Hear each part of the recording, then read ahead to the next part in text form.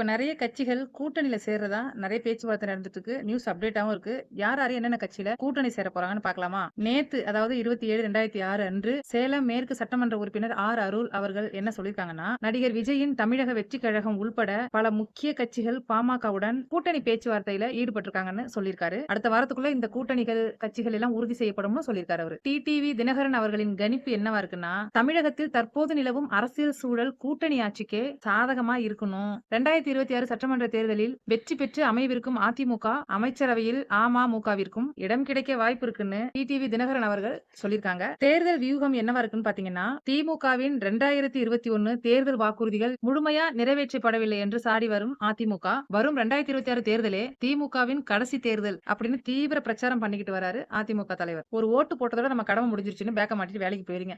நீங்க செய்யற தப்பு இல்ல, குடும்பத்தை உயர்த்தணும் இல்லையா?